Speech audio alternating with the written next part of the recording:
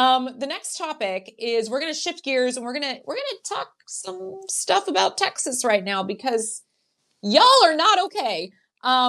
Texas Governor Greg Abbott, this is from NBC News, but this has been everywhere too, plans to sign the 10 Commandments bill after Senate approval. A Texas bill that would order the 10 Commandments to be displayed in all public school classrooms was advanced by the state Senate on Wednesday, sending the legislation to Governor Greg Abbott's desk after they passed an amended version. The Senate passed the GOP drafted Senate bill in March. Despite debates and attempts to delay the bills, the Democratic lawmakers' amendment required the state, rather than the school districts, to defend any legal challenges, and that was approved on Sunday. Such a change forced the bill back for approval. With that approval in place, Abbott is saying, like, let's go, let's do this. Texas, the second largest state with more than 5 million students enrolled, would follow Louisiana and most recently Arkansas in passing legislation that required the 10 Commandments being displayed. But like Louisiana, Texas may face a barrage of legal challenges. I didn't know that everybody in Texas was Christian. Did you? News to me. Well, there's a little bit more. There's a little bit more to say about this, actually, because I thought I was going to intro this one. I'm sorry. No, but I wanted to. I apologize. I wanted to add on to this one in particular because there's a little bit further into that NBC article. There was something else that I think is very important to this conversation. The judge that kind of like went through and in November and sided with the parents, because there is a lawsuit currently out in Louisiana right now to challenge this. The judge that went through and sided with the parents said that the state had not offered any constitutional way to display the 10 Commandments. Louisiana officials are appealing that right now. And this is the part that I think is going to get a little tricky, and it ties back to a previous conversation that we are having right now. Because back in 1980, the Supreme Court actually already deemed that this was unconstitutional. There was a case brought to them at that time. They deemed it was unconstitutional. The states right now are actually doing what they did with the Dobbs decision, which they are purposely passing these things to which have already been deemed unconstitutional, because they want to force this Supreme Court to take this case all over again so they can hopefully get a new decision on it, like they did with the Dobbs decision. They're just doing the same exact playbook they did 3 years ago again now. So this is a furthering of the Republican ideology, the MAGA ideology that we are seeing across the nation right now, to where things that we thought were just, already settled law, we've already been convinced that this is, the law of the land. This is what's constitutional. This is not constitutional. They're saying the hell with all of that. We want to challenge that status quo right now. And they are hoping by doing these things like they're doing in Texas right now, that they are going to force the hand of the Supreme Court to have to take these cases and hopefully get a different decision this time around. Natalie, we have a situation on our hands here. Yeah. With the Supreme Court. I don't know what to expect. We have seen some decisions come down recently where, whether it was like Neil Gorsuch or Amy Coney Barrett actually going against the wishes of Donald Trump. So I don't want to say that it's a foregone conclusion, but after the Dobbs decision fell, it's hard not to feel like you just never know what these people are going to do, or granting President Trump blanket immunity to do whatever he wants to do. I mean, can we really just say definitively that they won't just do something like that again? Because I don't have any faith in these people. Yeah. I was really disturbed by this story for so many reasons, but I think it's just coming down to, it just feels incredibly offensive because, there are so many people in the United States, and there are so many people in the state of Texas who are not Christian, first of all. So this is just offensive in and of itself, because this is public schools. This is our taxpayer money. How would these be displayed with using our dollars, right, to uphold a Christian ideology? But to me, it really speaks to the larger issue. You said something that I wanted to comment on, which was, that we are seeing things that we thought were the law of the land, and now they're being revisited. I think we are forgetting that a Christo-nationalist fascist movement has taken over our government. And I think sometimes, Desmond, I find myself still very much in denial about that.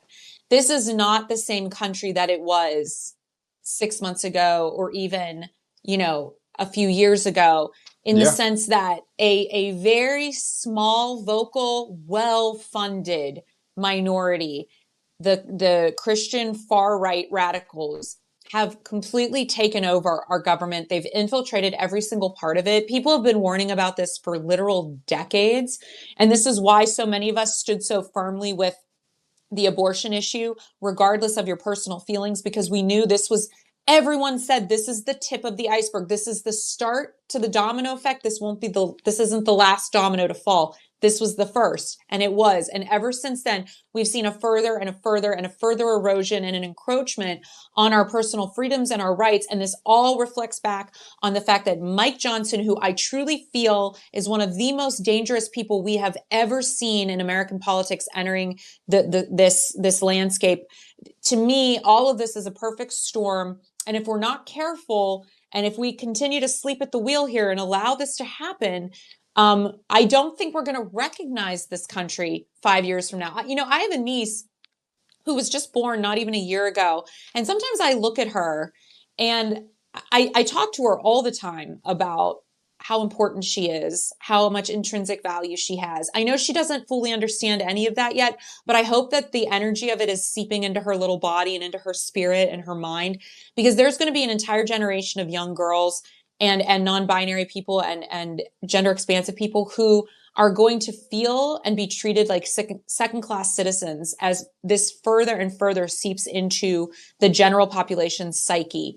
And so it's going to take all of us understanding the context of the before and the after to be able to put up a fight. And I know I shouldn't expect a lot from the Supreme Court, but I'm cautiously optimistic that if this were to make it to them, maybe enough of them would just realize the severity of this, because what's going to then stop any religion from pulling this same thing and trying to have their religious values placed in public schools? And I'm not saying that's better or worse. I'm just saying if one of them can do it, then all of them are going to want to do it. And is the Supreme Court going to want to try to deal with that can of worms once they open it? And I think we've really lost the plot as what our school system was meant for. But for these guys, it's always been about being soldiers for Christ. And they're very clear about that. And I mean the word soldier very explicitly. So to me, it's like, if we're not aware that a holy war is upon us, then we're not paying attention. And this is yet a further example. I mean, Texas wants to stop pornography, right? They're trying to encroach on every part of your personal life.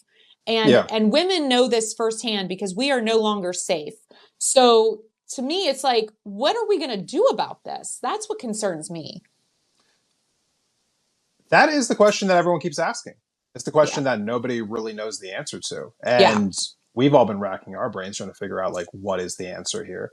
I mean, because obviously, besides, I don't know, taking to the streets or a general strike of some kind, like, power is being stripped from people, like, left, right, and sideways, right? Yeah. I guess the first question I would like to ask everybody is, like, what was your reaction down in the comments here? Just comment below. Like, what was your reaction when you first, saw the news that these states want to put the 10 Commandments, into every single school? Because I think there's a range of emotions that come up. So I'd love to hear what everyone else is thinking. Yeah. They're calling it American Taliban. I keep coming back to just the blatant hypocrisy of it all, because I think for the longest time, and this is like part of the mistakes that I feel like were made by people kind of on the left when having conversations with people on the right, is that too many people on the left were taking people on the right at face value when they would talk about the things that they believed in or what they wanted to accomplish or so on and so forth. But, time and time again, everything that they've done, every decision that's been made, there is just direct hypocrisies all over the place. Like, they talk about how they don't want to have, these overarching governments that are able to do all these different things. But every time that they get into power, they always expand the power of government. They talk about not wanting governments to have, like, local control. They're just like, hey, get the government out of my business, just, you don't really know what's going on here. Just let me do what I want to do. And yet they're constantly encroaching on local control every single time that they have any kind of power at like a state level or at the federal level. You just go run down the board. Yeah. Everything that you can think of, we want to protect our children, but we also want to take away, their labor laws. We want to like get all this crazy ideology out of the schools, but we want to put the 10 Commandments into the schools. It's just like, there is no consistency here other than they want to establish a power dynamic in this country where they are at the top of it. And everything that they want this country to look like, it looks like that. And so for me, as I'm kind of like looking at the lay of the land right now, I think that it's just really important that people just honestly just get more involved. I think that there's an onslaught of bad news right now. And I think a lot of people's reactions, I've been seeing some people in my own life, the reaction is almost like to recoil and to disengage altogether because everything is so overwhelming. And I have to tell you that they absolutely want you to do that. Yeah. They want you to do that. They want the news to be so overwhelming, so consistent, such a bombardment that you tap out and that you decide that you've had enough. And you're going to go retreat to something that makes you feel better. You're going to disengage from the news. And then they have, the ability to go roughshod and do whatever the hell they want to. Yeah. And I think there's two things I want to put together here, because I think on one hand, it is important to have your peace and to take time away from the media and take time away from the news cycle so that you can recharge. But I think at the same time, you can't allow that to be disengaging completely, because when that happens, when we check out completely, these people, they will only make things worse. Like, things aren't just going to go away because we're not paying attention to them. That's never how this works. That's never how this works. And also, a democracy doesn't just happen. And I think the United States, we've had it pretty good.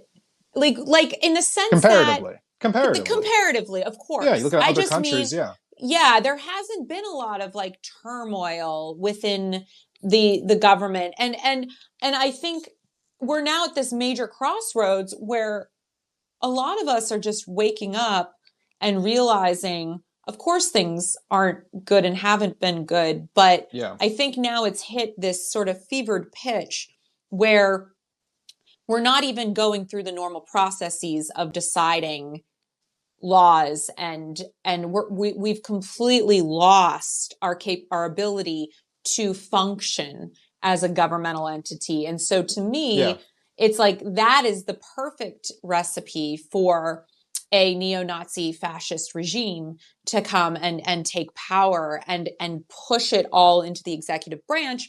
And Donald Trump, I don't care what anyone says, the man has serious cognitive decline. And isn't he the perfect puppet to put in place? And here, sir, sign these 15 orders that I'm pushing. That dude doesn't know what he's signing. He's just doing the motions of being president. He's like President Barbie, like empty briefcase, but thinks he looks cool, right? So to me, it's like, who are the people actually running the show? It's the Stephen Millers and the Mike Johnsons of the group. And I think, it's bad when even somebody like Mitch McConnell sort of says, oh no, I think we went too far with this, So I think we're at a point now where my grandmother always used to say the pendulum will swing one way and then the other. Well, this has swung so far right. The only way for it to swing back is to push it so far to the other side. And that's going to take a concerted effort of really strong, progressive, driven politicians and activists and lawmakers saying, we're going to get free healthcare. We're going to get free this, free that. That's the only way I think we're going to rally the troops. We had one of the lowest voter turnouts in Pittsburgh's latest mayoral race. And the fact that so many people have disengaged with politics after everything we know that is happening is so alarming to me. And I think it's because they don't like their choices. They don't think that the people that are running are really that different from one another, and they're sitting it out. So until we see very strong, radical ideas coming from the left, and by radical, I mean the actual, I think it was, I can't remember which incredible feminist philosopher said it, but it just means like grabbing it by the root. Until we see radical change, things being grabbed by the roots and uprooted, upending our healthcare system, for example, we're not going to get back into power. And so our question then has to be, how do we organize towards that goal? And I hope it happens within our lifetime, because I feel like the arc is going to be long, because we've created a huge problem here. Huge. Definitely.